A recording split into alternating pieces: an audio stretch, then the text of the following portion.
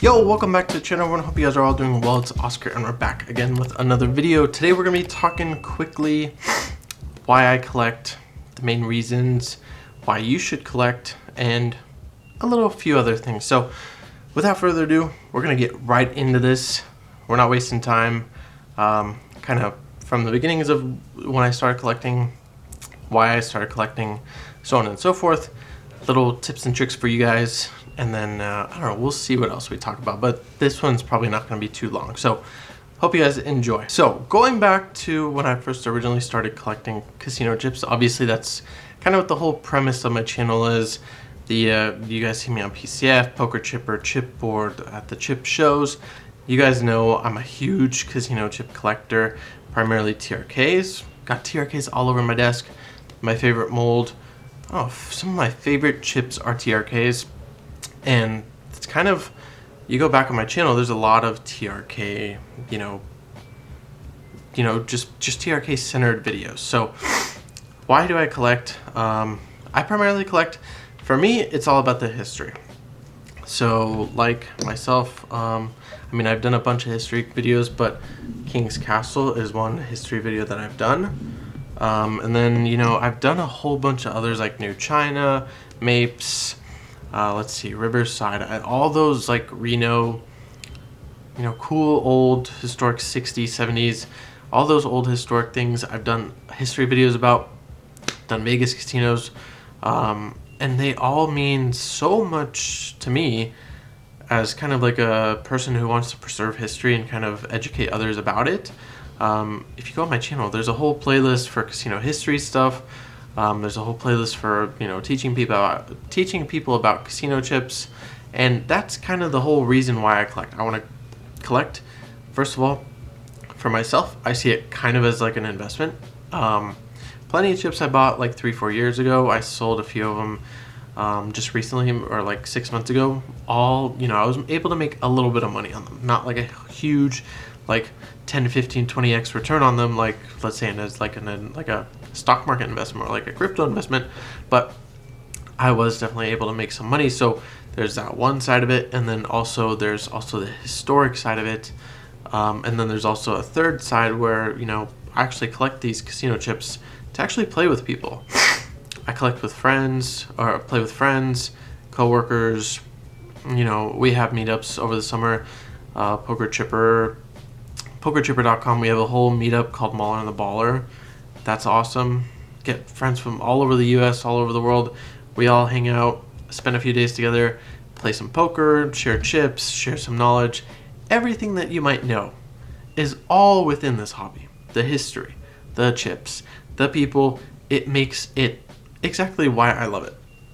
Now, of course, there might be people I don't like, but a majority, I'd say probably 90-95% of the people in the hobby, I have no problem with. And that just makes me happy. They enjoy the history. Some of them.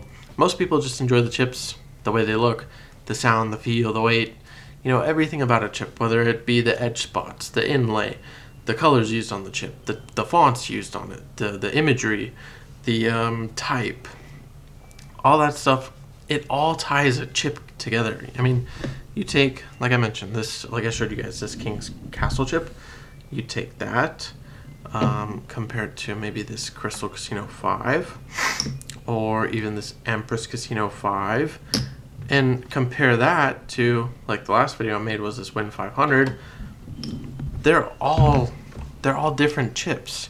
They have different stories. They're, different people who own the place, and different designers, and whether it be a designer from Paulson, or they had their in-house graphic designer, or even the CEO or the owner of the casino design those chips. They all have a history and a story as to why they look a certain way. The fonts used, a lot of old fonts from like the 60s and 70s. You can tell they're old casino chips because of the fonts used or the imagery used. You look at chips from like I'm gonna keep referencing the 60s and 70s, but a lot of those chips have the same type of, it's a picture of the actual casino, it's a picture of the owner, it's a picture of a mascot or something like that. Nowadays, you don't see that type of stuff. A majority of the casino chips are very straightforward, plain, thankfully in the last like 2 years, there's been a lot more kind of like edge spot variations and discoveries, and kind of exploration on that part. But I mean, you go back, look at chips from like 10 years ago, they're all just plain, they're boring, they're ugly looking, and nobody wants them. You look at chips from, like, I'm gonna keep saying 50s, 60s, 70s, even the El Rancho chips from the 40s, Waldorf Club chips from the 30s, Crescent Seal chips back to the 20s and early 30s. They were all cool. They took time for the imagery, for the chips on the inlays and everything, and that's what intrigues me.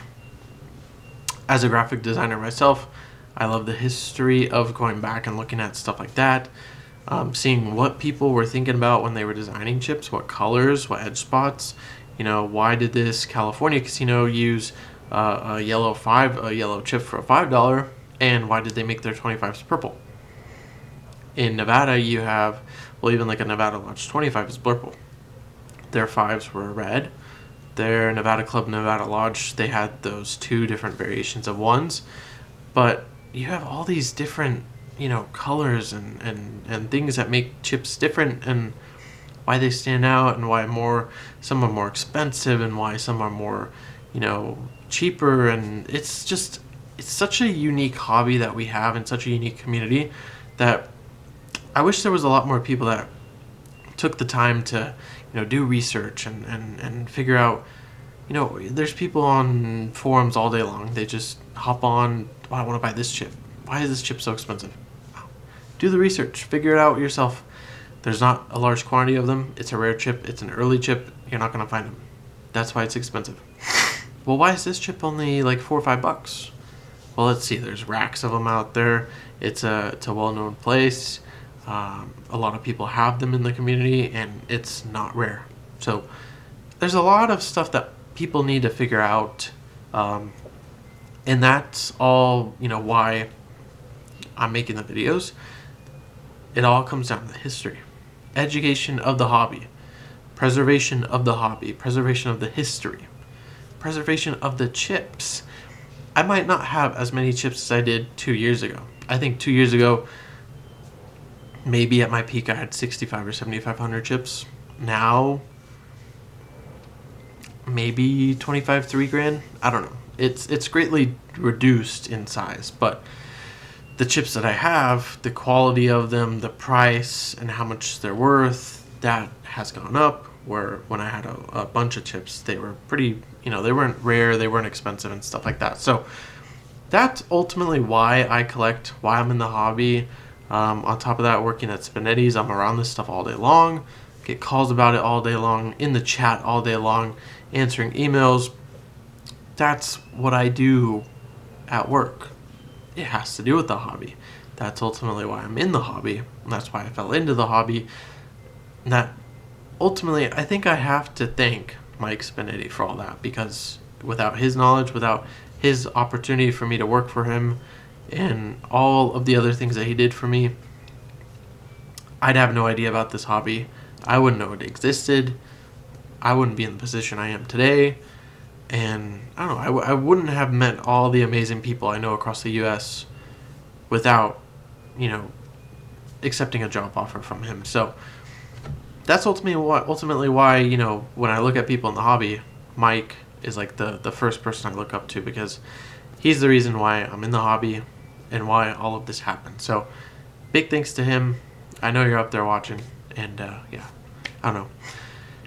Like I said, that's why I watch. That's why I'm in the hobby. That's why I love the hobby. So yeah, hope you guys enjoyed this quick little video. If you did, please drop a like. If you have any comments, put those down below. If you're new here, please consider subscribing. I hope you guys have been enjoying all the new videos recently. It's been very fun to make all of them. And yeah, I want to get back in the swing of things like I was 2 years ago or whatever it was. That's ultimately what we're working on. We're trying to take this, and we're trying to get way up higher. So that's the goal, and I hope you guys enjoyed the ride. It's gonna be a fun one, and we'll see what happens in the future. So, again, thank you guys for watching. I'll see you guys in the next one. Peace. Ain't nobody like me. Ain't nobody like me. Ain't nobody like me.